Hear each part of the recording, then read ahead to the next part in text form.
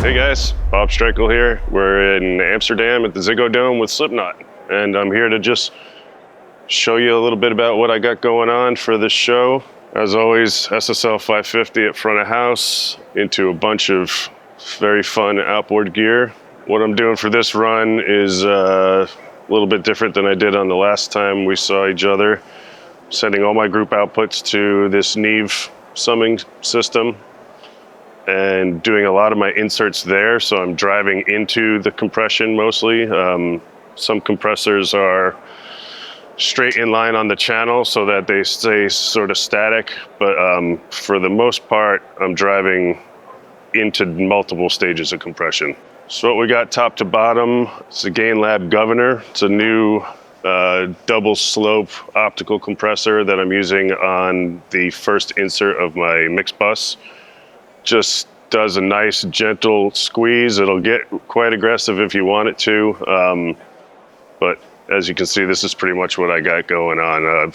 I'm using the auto attack and release function and the full tube boost function, which just gives it a little more grind, a little more level. But this compressor is pretty insane with what it does. It's very smooth, very much like a finished record sound. On my insert B on the master, I've got the Gain Lab Empress, which is their passive inductor-based EQ, right? Yeah. So we're doing pretty healthy amount of 60 a boost, and then depending on the day and what the room is doing for me, right now I'm on a couple dB of 8K just for a little bit of sheen over the top. Moving down the rack, I've got Gain Lab's Very Dictator. This particular one is handling all the electronics. So anything sample-based, anything DJ-based, where things can kind of get pokey with levels or frequencies. This thing, you'll see it start to wipe down pretty hard, but it's very gentle, very warm. You never hear it get too grabby. It just kind of parks everything right where you want it to be.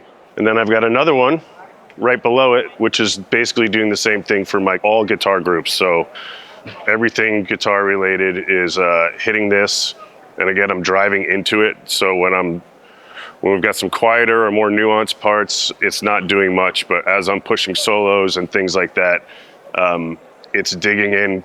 Not too hard. It's going like, 2-3 dB. For guitars especially, I like to push the output a little bit, and then I trim it back in the summer.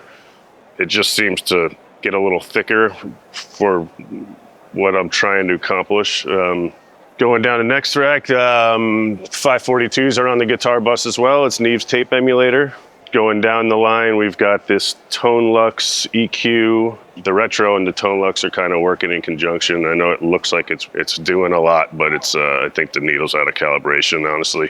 Perk compressions. So this, everything that we have for auxiliary percussion. So it's quite large drums, some kegs, some weird springs, and that's just the Serpent's managing all of that really nicely. The way we're doing the summing, there's two masters on the Neve, so all the band bus is going to one, all the vocals are going to another. They're returning to two separate inputs back into the console and then sending it out to the PA.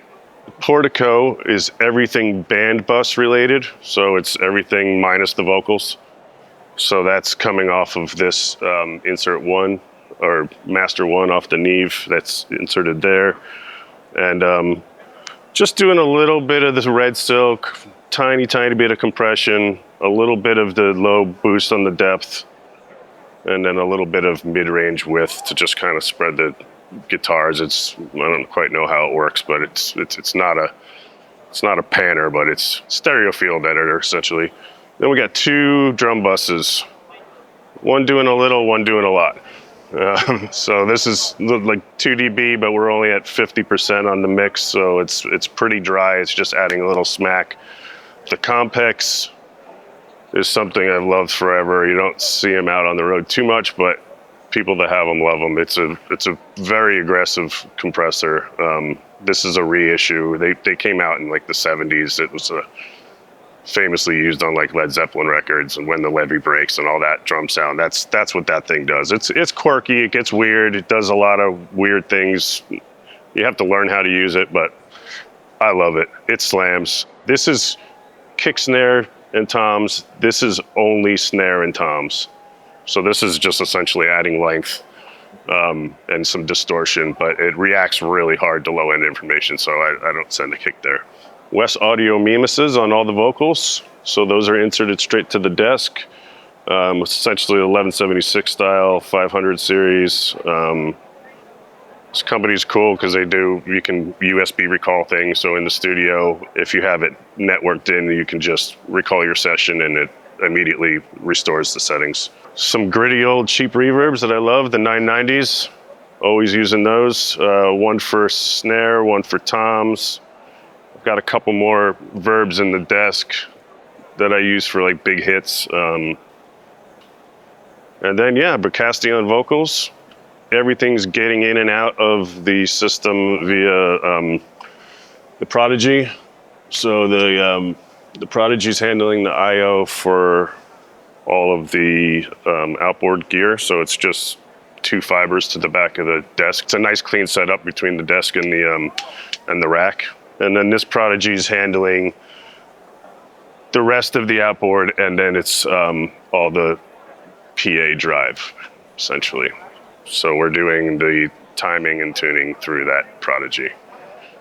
Thanks for watching. Check out Gain Lab.